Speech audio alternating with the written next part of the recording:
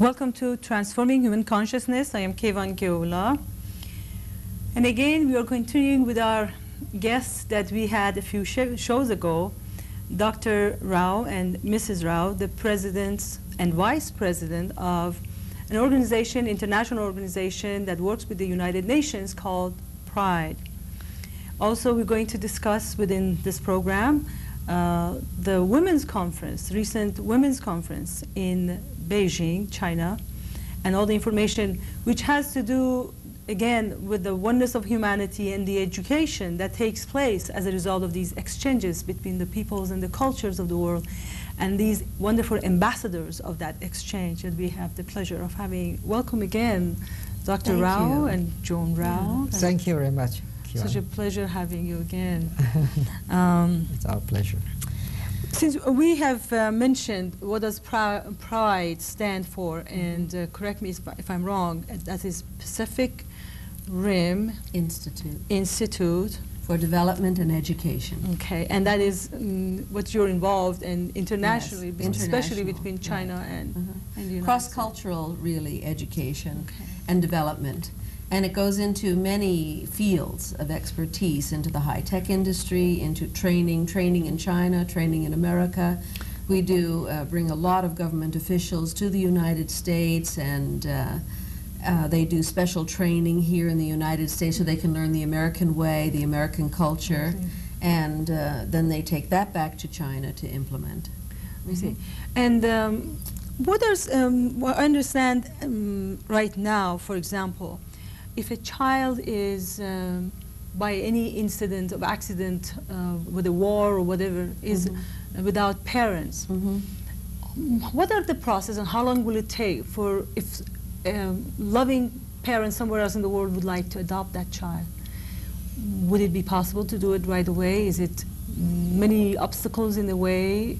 And what does PRIDE hoping to do about that? Talking about the orphans issue, now it's become urgent issue because the number of orphans in the whole world increasing rapidly. Right. And those orphans is a part of a human society, but their basic rights have been ignored or have not enough care for a long time. So somebody got concerned on their behavior to be their voice, to raise up. This is a part of a human society, and their basic right is the basic of all kind of human right. That's why we concern the right of to orphanage. Exist. Yeah, and to live. Yes, this issue is not some countries particular have. Every country have the problem. Right. It's a global issue. Right, and as our knowledge, the children growing their brain, 75% have been completed before the years of 2. So if the 2 years the baby age have not been cared enough, they will destroy her whole futures. That's right. And from a reasonable, responsible social citizenship, become a social troublemaker. Right. So it's important to consider those are part of our human society. When the whole world becomes smaller, they should be the first part we should care about. But the way things stand in the world today, that if a child was abandoned yesterday, it would take at least 2 years or more before a person could help a child. And so with what Dr. Rao is saying, you could see that if a new baby was born or abandoned or part of some difficult situation, put in that difficulty, it would take that first 2 growing years where 75% of that child's brain is already developed. Psychologically and in every way, you could see how that child would be affected. And so this is a major problem in the world. When we were at the Women's Conference, we presented that the United Nations establish an International Orphans Day so that we could begin to focus on this critical issue and begin to address the major problems that are affecting all the countries. Yeah. What are some of the accomplishments so far that you see, some of the stories, some of the... Well, some of the things that we have done, PRIDE has done in the world, it's hard to say that you ever finish and accomplish anything, because it seems that everything goes on and on and on. That's right. But one of the things that we did in Mexico, I think that was really wonderful, is that we were able to assist the President's office to establish a committee for disaster.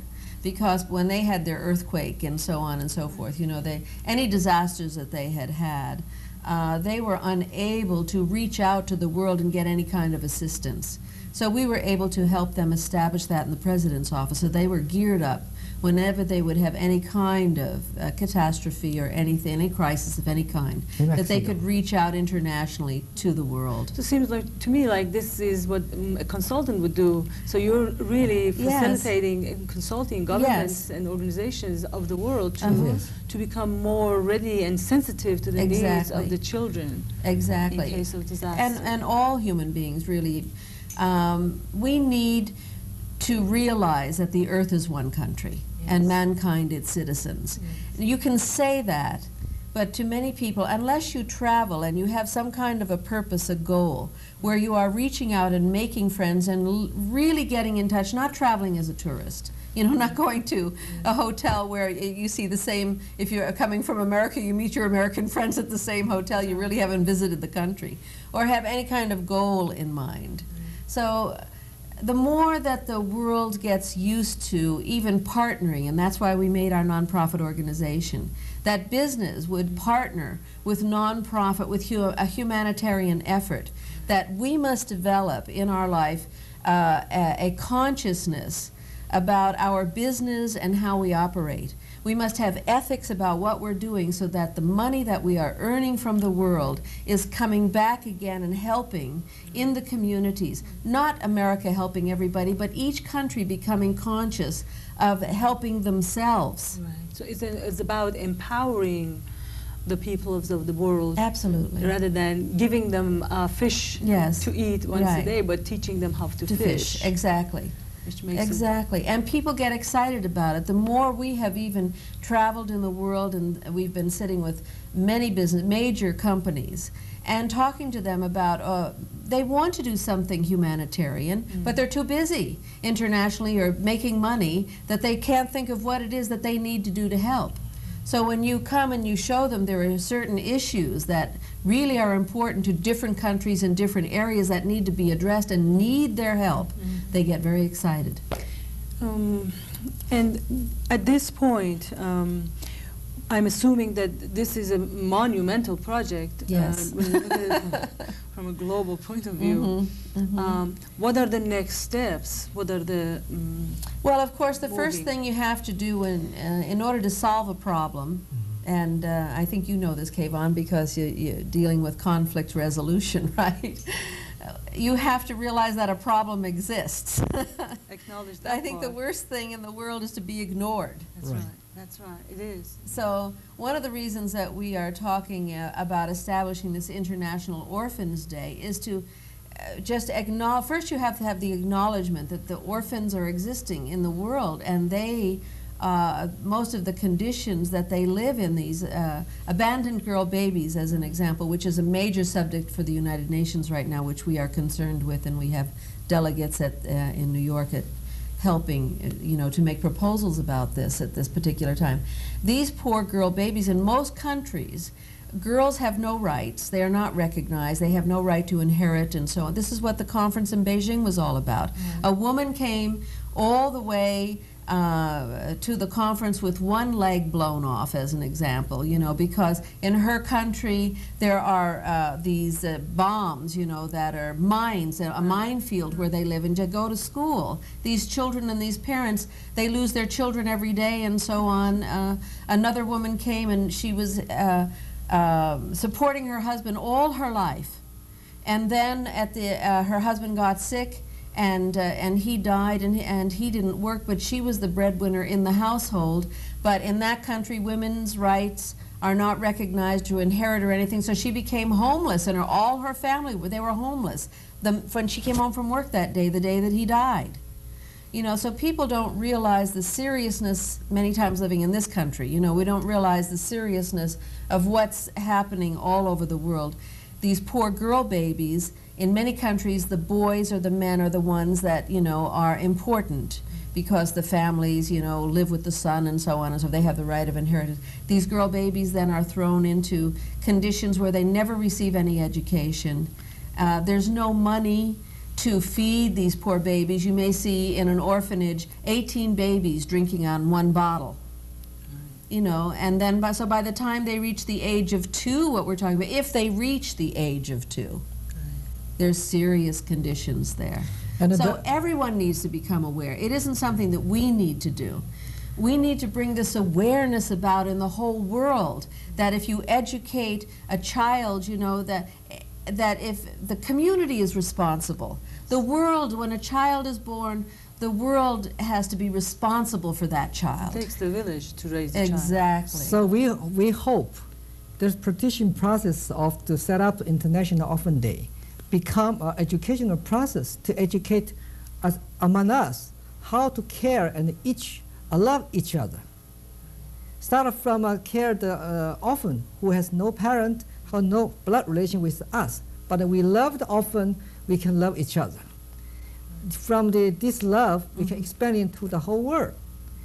And those babies right now is still in the same situation. Every day, thousands of the baby is dying. So right now, what we take action is try to put this issue in the nation, become an urgent agenda, and additional to the platform of actions from 286 to 289.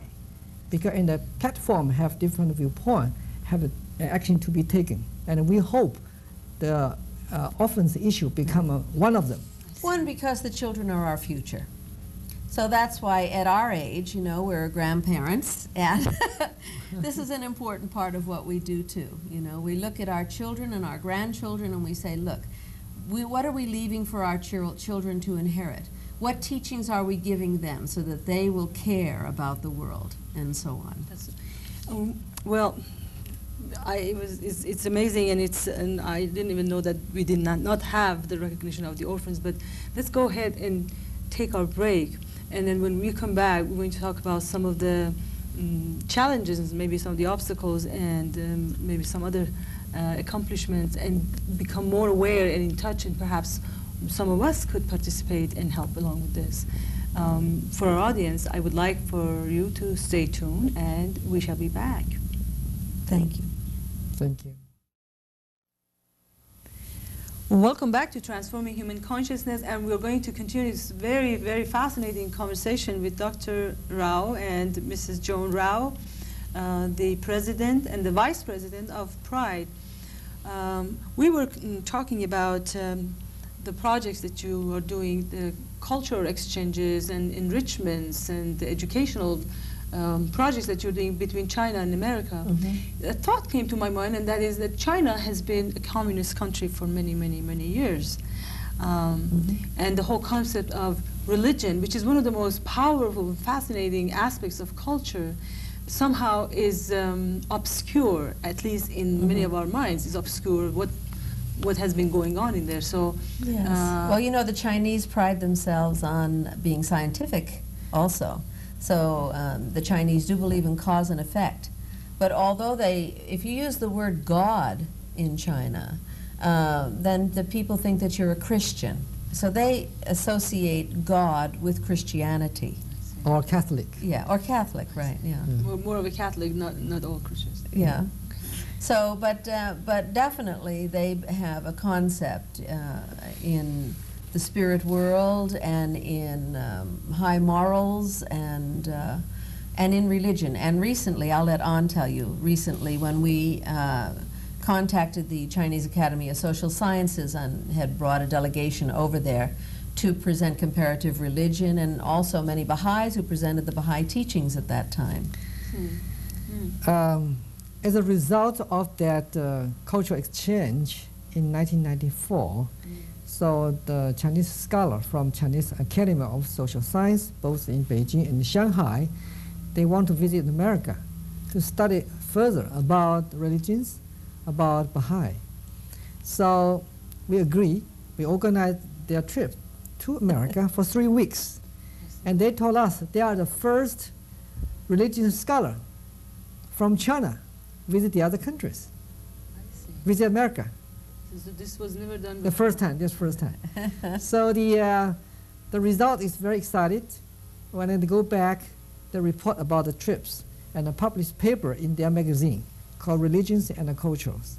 As a matter of fact, they did a wonderful article about the Baha'i temple that you have on the wall here. They did an article about their visit to that Baha'i temple when they came to America. She's in Chicago. It was wonderful.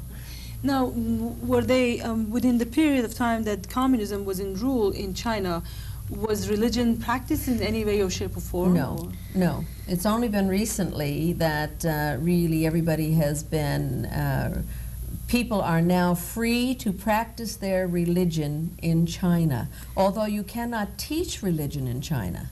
Okay. No, you can. Only the religions that were established before. You can have normal religious life inside your church or temple. I see. So, And also try not to connect with any political activities that are against Chinese government. That's become legal. So every religious activity should be known by government, certain department. so the respect for the government is a very crucial issue. Yes. Respect Oh, of yes. any religious organization is a very crucial Oh, issue, yes. which is really a fascinating Yes. thing. But if you hear, I mean, if you ever made one of these exchanges with us and we got into the discussions and the subjects, you would feel that you were talking to people who had a great spiritual background, and the Chinese people are very much interested in religious principles and social teachings and ethics and a moral code of ethics. They're looking for spiritual teachings that they can bring into their schools and teach their children to have a much higher level of ethics in their dealings. So, Yeah, so the Baha'i teachings become very important for China, and in many of the exchanges, it has been said by the Chinese that this is the Baha'i teachings are really a subject that needs to be studied in China, and so that's why there are many academic exchanges now for studying the Baha'i faith. and especially with its global outlook and universal, embracing all humanity within it, seems like there would be very little any culture would have conflict And with. even the Chinese Academy of Social Sciences now has asked us in 2 years from now to set up an international religious symposium in which they would like to have all of the faiths introduced so that people would be able to learn about all of the different religions. Which really, when we look at it, and the Baha'i principles tells us that religion is a powerful force. We can't ignore it as part of That's right. the civilization. I mean, how can we civilize ourselves if we do not acknowledge our Exactly. spiritual self and undermine it? Right. Exactly. Which, in essence, when we ignore religion, we are undermining our own spiritual reality. Yes, and this is one Yes. of the things we've had a lot of discussion with the Chinese about. They said that was one of the things, I remember what the comments of one of the scholars where he pointed out that the thing that he enjoyed most when he was studying the Baha'i teaching, because they had not heard about the Baha'i teachings before, and one of the things that stood out in his mind was the fact that they did not put any other religion down. And that they gave such great respect to all of the prophets of God all over the world and all of the religions, and this really impressed them. And this concept that the earth is one country is very, very akin to Chinese thinking. That's very interesting.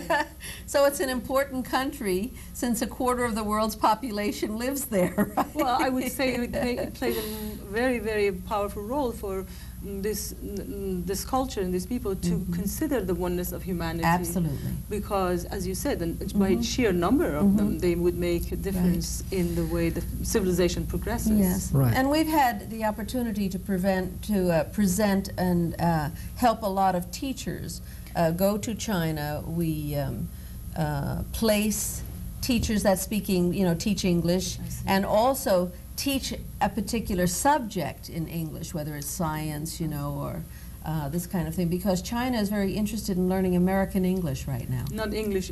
Not English, American English. Yeah, I remember that they say Bernard Shaw says that we and Americans have many things in common except for language. So I would say the distinction. So if people would like to find you, Yes. they like to find Pride, and they would like to get information from you, or be able to find out if they could offer some of their services. Is this a possibility? Yes. We helped arrange the teacher position in China, but also we help find the other position. For example, Shanghai Harbor need divers. Divers, yeah. Yeah. Ocean divers. They to training their how to manage their ocean oil drilling. I see. And Drilling. how This is to technology, education. right. So need technology. a expert go there to training. I see. Then they're through us to searching for the experts. I see. And we emphasize the principle: when anyone go to China, you must love Chinese people, and obey government law, and everything is legal. So every door will open, friendships are open, yeah. And at the same time, you have overcome the cultural shock, cultural difference. You learn from them, they learn from you. That's the process of unification of the whole world. It's the process of cultural merging. Yeah. So this is the what we pride doing, just with the character of cross cultures. Yeah. Anything have cross cultural characters inside. That's, at this time, at the global village that we're living, truly it is. Everything does. Yeah, even we do business the same way. If you cannot overcome the difference of culture, you cannot even negotiate with the contract, because the people talking different concept, even use the same vocabulary and terminology, but that means different things. Now, how could you make a joint venture, make a business cooperation? It's impossible. So, in order to develop social economic project, you also need the cross-cultural exchange. Absolutely. So in China, we always go to dinner first. We get to know everybody first.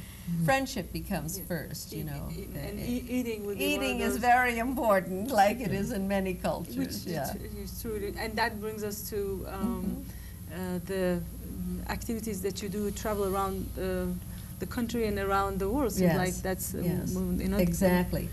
And now, of course, we live in China part-time and we live in the United States part-time. And so we're back and forth all the time, and even to other countries. But our focus, because the conference was in Beijing this last year, it really, you know, kind of focused a lot of things that we were doing. So if people wanted to reach us in the United States, I imagine you can put the address up on the screen, Right. or whatever We're going it to is, do yeah, that. and have a phone number, and we can be reached here. If people would like to volunteer to help with the children's project, or if the other people are project. interested, if they are experts in certain fields, and they can offer a certain expertise to China, this is very important. Do they need to speak Chinese? No, Okay. no, We have a but lot of- they should speak good English. Yeah, we have a lot of training program. I see. Training how to manage, how to finance, how to maintain it, how to write the English business correspondence, so on and so on. A lot of programs need The, different experts. For instance, like the Department of Transportation sent 85 people over from different provinces to the United States because they wanted to train in the American accounting system for transportation. I see. And then they went back to China and implemented that last year. It seems really that we are forming an international language of doing things. Right. And looking forward. The vision seems to be definitely the Yes. global. Because originally when Pride started out, we did a lot of training in ESL in America, and we helped, I don't know if you know the program out of Orange County called Shortstop, which is a first-time offender criminal program for, you know, youth, so that if they have broken the law once, and they have to go through this process, and it's by the Orange County Bar Association. And Pride was very, helped them to get their grants and get on their feet so that they could help with this issue in Orange County. And so we've done a lot of training in the for the criminal system, but we also have done a lot of training with corporations with English as a second language to cross that barrier again for quality control, so that people, because here you have in America the best example of what it is to have a multicultural society. And the, you know, the principle of unity and diversity How do you, but if you can't even communicate, then we're talking about an international, universal language. It seems that English is being taught all over the world, really, as a second language of communication. And so this becomes very good, and we've done that quality control training, you know, so that people can begin to communicate with each other. But it isn't just the communication in the cross-cultural, because here we have a cross-cultural marriage. We were talking about that. And even though we know and we respect each other and our cultures and that, it has to rise above your culture too. It Right. has to come to a spiritual principle that of loving the world and humanity, that you see that love for humanity in each other. Because then, even if you do something that's different, it can be accepted. I really thank you so much. I know the time is short, so I'd like to thank again for you coming, and thank our audience for transforming human consciousness. And if you have any questions, contact us through the Baha'i Faith in Claremont. Thank you so much.